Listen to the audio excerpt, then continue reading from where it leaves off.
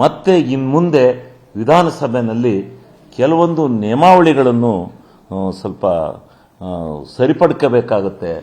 ವಿಧಾನಸಭೆ ನಡೆಯುವಾಗ ಯಾರೇ ಅಶ್ಲೀಲವಾಗಿ ನಡ್ಕೊಂಡ್ರೆ ಅದಾಗಿ ಈಗ ಒಂದು ಸಾರಿ ವಿಧಾನಸಭೆಯಲ್ಲಿ 100 ಲೋಕಸಭೆಯಲ್ಲಿ 100 ಜನ ಸದಸ್ಯರನ್ನ ಹೊರಗಿಟ್ಟು ಸಭೆ ನಡೆಸಿದ್ರು. ಗಲಾಟೆ ಮಾಡ್ತಾರೆ ಅಂತ. ಯಾರು ಗಲಾಟೆ ಮಾಡ್ತಾರೆ?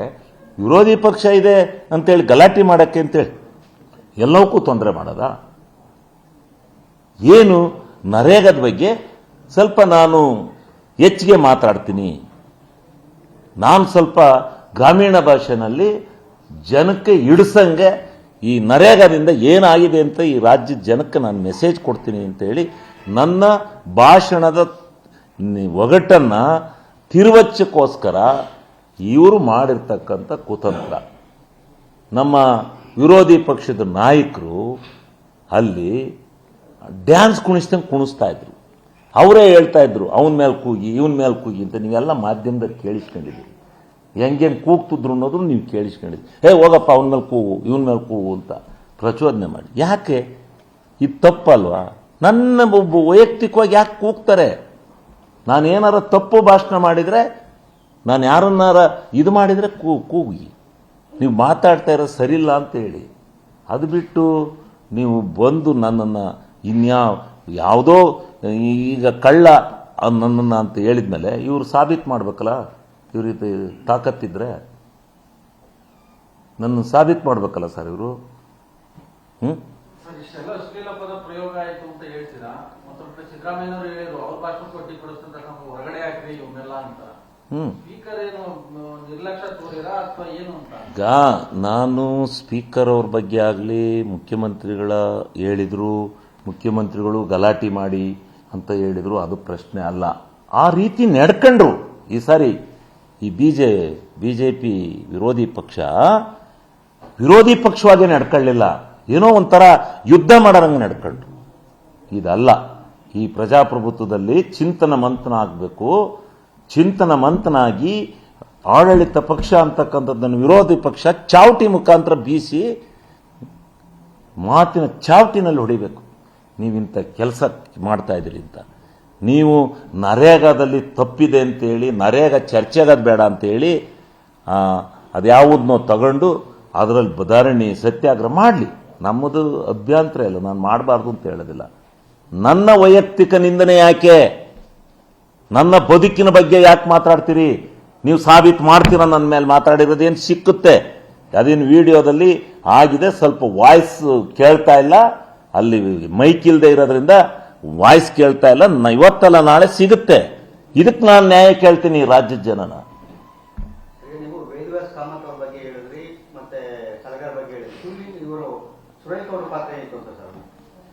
ಇವತ್ತು ನಿನ್ನೆ ಏನು ಸುರೇಶ್ ಗೌಡರು ಕೂಗಿದ್ ನಂಗೆ ಕಾಣಲಿಲ್ಲ. ಮೊದಲು ಎಲ್ಲ ಮಾತಾಡೋರು ಅಲ್ಲಿ ಸದನದಲ್ಲಿ ಮಾತಾಡುವಾಗ ನಾನು ಎದ್ದೆ ಅಂದ್ರೆ ಅವ್ರು ಎದ್ದೇಳೋರು. 3 ಜನವೇ 4 ಜನವೇ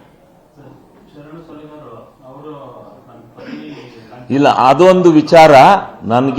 ನನಗೆ ಯಾರೋ ಒಬ್ಬ ಅಲ್ಲಿ ನಮ್ಮಲ್ಲಿ ಒಬ್ರು ಮಾಸ್ಟ್ರು ಅಲ್ಲಿದ್ದಾರೆ ಆ ಕಡೆ ಉತ್ತರ ಭಾರತದಲ್ಲಿ. ಸಾರ್ ಇವರು ನನಗೆ ಹಿಂಗೆ ಮಾತುಕತೆ ಮಾಡುವಾಗ, ಸಾರ್ ಅವರು ಹೆಂಗಸರು ತಹಸೀಲ್ದಾರರು ಸಾರ್, ಅವರು ಇವರಿಗೆ ಪ್ರೇರಣೆ ಕೊಟ್ಟು ಅವರಿಂದ ಇವರು ಶಾಸಕರಾದರು ಹಂಗೆ ಹಿಂಗೆ ಅಂತ ಹೇಳೋರು. ಇವರು ನನ್ನನ್ನು ಬೈತಾ ಇದ್ರಲ್ಲ, ಅದಕ್ಕೆ ನಾನು ನಿಮ್ಮ ತಹಸೀಲ್ದಾರರಿಂದ ನೀನು MLA ಆಗಿದೆಯಾ ನಿನ್ನ ಹೆಂಡ್ತಿಯಿಂದವ ಅಂತ ಹೇಳಿದೆ. ಹೆಣ್ಣು ಮಕ್ಕಳನ್ನ ಉಪಯೋಗಿಸೋದು ಬೇಡ. ಅದಕ್ಕೆ ನಾನು ಆ ಹೆಣ್ಣು ಮಕ್ಕಳ ಪದ ಬಂದಿದ್ದರಿಂದ ಏನೇ ನಮ್ಮ ಒಂದು ಇದಿದ್ರೂ ಹೆಣ್ಣು ಮಗು ವಿಚಾರದಲ್ಲಿ ನಾನು ಮಾತಾಡಿದ್ದಕ್ಕೆ ವಿಷಾದನ ವ್ಯಕ್ತಪಡಿಸ್ತೀನಿ. ನಾನು ಹೆಣ್ಣು ಮಗುವಿನ ಬಗ್ಗೆ ನಾನು ಮಾತಾಡಿರ್ತಕ್ಕಂಥದ್ದಕ್ಕೆ ಮಾತ್ರ ವಿಷಾದಿಸ್ತೇನೆ. ಇನ್ಯಾವುದೇ ಕಾರಣದಿಂದ ಬಿಜೆಪಿಯವರು ನಡ್ಕೊಂಡಿರ್ತಕ್ಕಂಥ ರೀತಿ ನೀತಿ ಬಗ್ಗೆ ನಾನು ಯಾವುದೇ ಕಾರಣದಿಂದ ವಿಚಲಿತನಾಗೋದಿಲ್ಲ. ಅವರಿಗೆ ನೇರವಾದ ಸವಾಲು ಹೇಳ್ತಾ ಇದ್ದೇನೆ. ನೀವೇನು ನನ್ನನ್ನು ಕಳ್ಳ ಅಂತೇಳಿ ನನ್ನನ್ನು ಹೇಳಿದಿರಿ, ನೀವು ಆಡೋ ರೀತಿಗೆ ನೀವು ಕೋತಿಗಳು ನಾಯಿಗಳು ಏನೇನೋ ನನ್ನ ಬಾಯಿ ಬಂದದ್ದು ಬೈದಿದ್ದೀನಿ, ಇಲ್ಲ ಅಂತ ಹೇಳೋದಿಲ್ಲ. ನೀವ್ಯಾಕೆ ನನ್ನ ವೈಯಕ್ತಿಕ ಬದುಕಿಗೆ ಬಂದು ವಿಧಾನಸಭೆಯಲ್ಲಿ ನನ್ನ ಕಳ್ಳ ಪಳ್ಳ ಅದು ಇದು ಸುಳ್ಳ ಏನೇನು ಹೇಳಬೇಕಾಯಿತು ಅದಕ್ಕೆ ನಾನು ಮಾಡಿದ್ದೀನಿ. ನಾನು ಯಾವುದೇ ನನ್ನ ಜೀವನದಲ್ಲೇ ನಾನು ಒಬ್ಬರ ಬಗ್ಗೆ ಅಶ್ಲೀಲ ಪದ ಬಳಸ್ತೇನಲ್ಲ. ನನ್ನನ್ನು ಕರ್ನಾಟಕ ರಾಜ್ಯದ ಜನ ಏನು ಅಂತ ತಿಳ್ಕೊಂಡಿದ್ದಾರೆ. ಯಾರು ಏನು ಮಾಡೋಕ್ಕೂ ನಾವು ಆಗೋದಿಲ್ಲ. ನಾನು ಒಬ್ಬನೇ ಈ ದೇಶದಲ್ಲಿ ಈ ರಾಜ್ಯದಲ್ಲಿ ಪಕ್ಷಾಂತರ ಮಾಡಿಲ್ಲ. ಅದೆಲ್ಲ ಚರ್ಚೆಗೆ ಬರಲಿ. ಯಾರ್ಯಾರು ಏನೇನು ಪಕ್ಷಾಂತರ ಮಾಡಿದ್ದಾರೆ, ಏನೇನು ಆಗಿದ್ದಾರೆ ಎಲ್ಲ ನಮಗೆ ಗೊತ್ತಿದೆ. ಯಾರ್ಯಾರನ್ನ ಎಷ್ಟೆಷ್ಟು ಸಾರಿ ತೆಗೆದುಹಾಕಿದ್ದಾರೆ, ಮತ್ತೆ ಹಂಗೆ ಕರ್ಕೊಂಡು ಚೀಫ್ ಮಿನಿಸ್ಟ್ರು ಮಾಡಿದ್ದಾರೆ. ಇವ್ರ ಪಕ್ಷದಲ್ಲಿ ಏನು ಇಲ್ವಾ? ಬೇಕಾದಷ್ಟು ಘಟನಾವಳಿಗಳಿದ್ದಾವೆ. ಏನೇನೋ ನಮ್ಮ ಬದುಕಿಗೆ ತಕ್ಕಂತೆ ನಾವು ನನ್ನ ಕ್ಷೇತ್ರ ಜನ ಹೇಳ್ದಂಗೆ ನಾವು ಕೇಳ್ಕೊಂಡು ಹೋಗ್ತೀವಿ. ಅದನ್ನು ಆ ಘಟನೆಗಳು ಏನು ನಡೆದಿರುತ್ತೋ ನಾವು ಇದು ಮಾಡೋದಕ್ಕೆ ಅದನ್ನೇನು ಇವ್ರು ದೊಡ್ಡದಾಗಿ ಹೇಳೋದು? ಅದೇನಾರ ಕೂತ್ಕೊಂಡ್ರು ನಾನು ಕೇಳ್ತಿರಲ್ಲ. ಕೂಗದ್ಯಾಕೆ? ನಮ್ಮ ವೈಯಕ್ತಿಕವಾಗಿ ಕೂಗದ್ಯಾಕೆ? ಕೂಗದೇನಾರ ಇದ್ರೆ ಪಕ್ಷಕ್ಕೆ ಕೂಗ್ಲಿ, ಇದಕ್ಕೂಗ್ಲಿ, ಏನಾರ ಕೂಗ್ಕೊಳ್ಳಿ. ನನ್ನ ಹೆಸರಿಡಿದು ಕೂಗದ್ಯಾಕೆ? ನನ್ನ ಹೆಸರಿಡಿದು ಯಾಕೆ ಕೂಗ್ಬೇಕು ಇವರು? ನನ್ನ ಬದುಕಿನ ಬಗ್ಗೆ ಯಾಕೆ ಕೂಗ್ಬೇಕು ಇವರು? ನ್ಯಾಯ ಇದೆಯಾ ಅದರಲ್ಲಿ? ನೀವೇ ಹೇಳಿ ಮಾಧ್ಯಮದವ್ರು ನ್ಯಾಯ ಇದೆ ಅಂತ. ನಾವು ಮಾತಾಡಿದ್ದು ಟಿವಿನಲ್ಲಿ, ಅವರು ಮಾತಾಡಿದ್ದು ಟಿವಿನಲ್ಲಿ ಬಂದಿದ್ರೆ ಗೊತ್ತಾಗೋದು. ಎಲ್ಲ ವಾಯ್ಸ್ ಬಂದಿದ್ರೆ ಗೊತ್ತಾಗೋದು ಜನ ಯಾರಿಗೆ ಉಗೀತಿದ್ರು ಅಂತ. ಏನು ಮಾಡ್ತೀರಿ? ಅವ್ರು ಬರಲ್ಲ ಅಂತಲೇ ಹಂಗೆ ಕುಣಿದು ಕುಪ್ಪಳಿಸಿರು ಅಂತ ಕಾಣುತ್ತೆ. ಕುಣಿದು ಕುಪ್ಪಳಿಸಿ ಇದು ಮಾಡಿರು ಅಂತ ಕಾಣುತ್ತೆ. ಎಲ್ಲರಿಗೂ ಅಡ್ಡಿ ಮಾಡಿರು. ನನಗೆ ವೈಯಕ್ತಿಕವಾಗಿ ನನ್ನ ಯಾಕೆ ಹೆಸರು ತಗೊಂಡಿದ್ರಿಂದ ನಾನು ಕೆಲವು ಮಾತುಗಳನ್ನು ಸ್ವಲ್ಪ ಫೋರ್ಸ್ ಆಗಿ ಮಾತಾಡಿರೋದು ನಿಜ.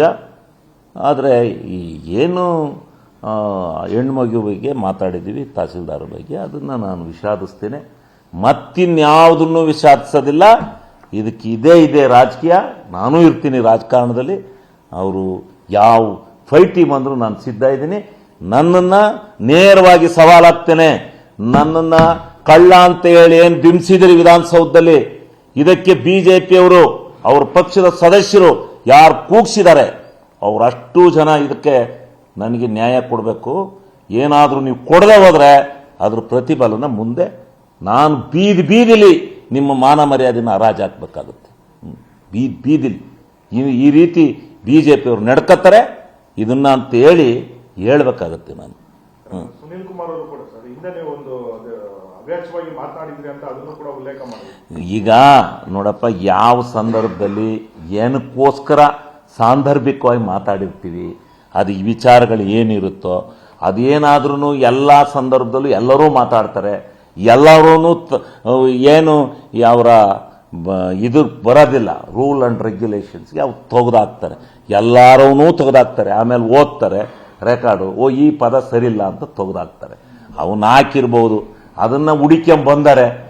ಆದರೆ ನಾನು ಇಷ್ಟು ದಿವಸ ವಿಧಾನಸಭೆಯಲ್ಲಿ ಸುಮಾರು 20 ವರ್ಷಗಳ ಕಾಲ ಸುದೀರ್ಘವಾಗಿ ಮಾತನಾಡಿರೋದು ನೀವು ಕೇಳಿದ್ರಿ. ಯಾರ ಬಗ್ಗೆನಾರ ಒಂದು ವಿಚಾರನ ತಾಳತಪ್ಪಾಗಲಿ, ಸುಳ್ಳು ಪ್ರಚೋದನೆ ಮಾಡೋದಾಗಲಿ, ಏನಾರ ಆಧಾರ ರಹಿತವಾಗಿ ಯಾವುದಾರ ಒಂದು ಮಾತನ್ನು, ಒಂದೇ ಒಂದು ಉದಾಹರಣೆಯನ್ನು ನೀವು ಹೇಳಿ. ನೀವು ಮಾಧ್ಯಮದವ್ರ ಸಾಕ್ಷಿ ನೀವು ಹೇಳಿ. ನೀವಿರ್ತೀರ ಅದರೊಳಗೆ, ನೀವು ಹೇಳಿ. ನಾನು ಎಲ್ಲರಾಗಲಿ ನಾನು ಅಸಂಬದ್ಧವಾಗಿ ಕೆಲವು ಸಾರಿ ಸಿಟ್ಟು ಬಂದಾಗ ಮಾತಾಡಿರೋದುಂಟು. ಭಾಷಣ ಮಾಡುವಾಗ ನಾವು ಮನಮುಟ್ಟುವಂತೆ ಸರ್ಕಾರಕ್ಕಾಗಲಿ ಇದಕ್ಕಾಗಲಿ ಹೇಳಬೇಕಾದಾಗ ಸ್ವಲ್ಪ ಫೋರ್ಸಬಲಿ ಮಾತಾಡ್ತೀವಿ ಹೊರತು ಅದರಲ್ಲಿ ಇದಿರಲ್ಲ. ನನ್ನ ಕ್ಷೇತ್ರದ ಕೆಲಸ ಆಗಬೇಕಾದ್ರೆ ಮಾತಾಡ್ತೀವಿ. ಮೊನ್ನೆ ಎತ್ತಿನೊಳೆ ವಿಚಾರ ಮಾತಾಡುವಾಗಲೂ ಫೋರ್ಸಬಲಿ ಮಾತಾಡಿದೆ. ಸ್ವಾಮಿ ಹಂಗಲ್ಲ, ನಾವು ಇದಾಗಿ ಹೋಗಿದ್ವಿ, ನಮಗೆ ನ್ಯಾಯ ಕೊಡಿ ಅಂತ ಫೋರ್ಸಾಗಿ ಮಾತಾಡ್ತೀನಿ. ಅದನ್ನು ಬಿಟ್ಟು ನಾವು ಯಾವುದೇ ಜನರ ಮಾನಸಿಕವಾದಂಥ ನೆಮ್ಮದಿ ಹಾಳು ಮಾಡುವಂಥ ಕೆಲಸ ಮಾಡಿಲ್ಲ. ಯಾವತ್ತೂ ಒಂದೇ ಒಂದು ಆ ವಿಧಾನಸಭೆಯಲ್ಲಿ ಅಸಭ್ಯವಾಗಿ ನಡ್ಕೊಂಡಿದ್ದೀನಿ ಅಂತಕ್ಕಂಥದ್ದನ್ನು ಹೇಳಿ ತೋರಿಸ್ಲಿ. ಮಾತಾಡ್ತೀನಿ, ಗ್ರಾಮೀಣ ಭಾಷೆಯಲ್ಲಿ ಮಾತಾಡ್ತೀನಿ. ಕೆಲವು ಭಾಷೆಗಳಿಗೆ ನಾನಾ ಅರ್ಥಗಳು ಸಿಗಬಹುದು. ನಮ್ಮನ್ನು ಯಾಕೆ ಟಾರ್ಗೆಟ್ ಮಾಡ್ತಾರೆ ಅಂತ ಅನ್ನೋದನ್ನು ನೀವು ವಿಶ್ಲೇಷಣೆ ಮಾಡಬೇಕೀಗ.